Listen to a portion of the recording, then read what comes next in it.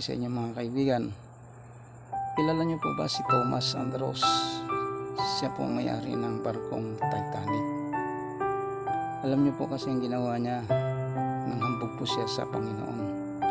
Ang sabi niya, ang kanyang barko daw po hindi kayang ilubog ng Diyos. Sa kanyang kahambugan po, nagdamay po siya ng maraming mga libu-libong tao. Nangyari po kasi, dito po mababasa natin sa Exodus 20 hanggang 7 po na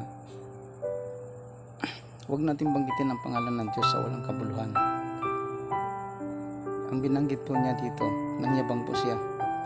Inambugan niya ang Panginoon at ang sabi niya, hindi daw kayang ilubog ng Diyos ang kanyang barko.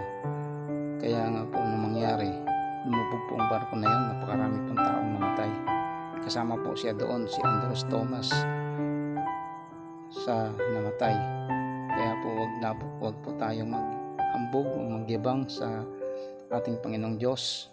Dahil ang sabi po dito sa Mateo 23 hanggang 12 na sino man nagmamataas ay siyang ibababa at ang sino man nagpakababa siya po ang itataas.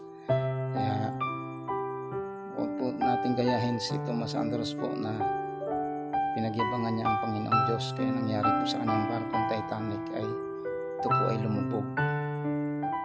Kaya po maraming salamat. Huwag niyo po kalimutan ang channel na ito, i-subscribe at i-follow po, share. Maraming salamat po sa inyo.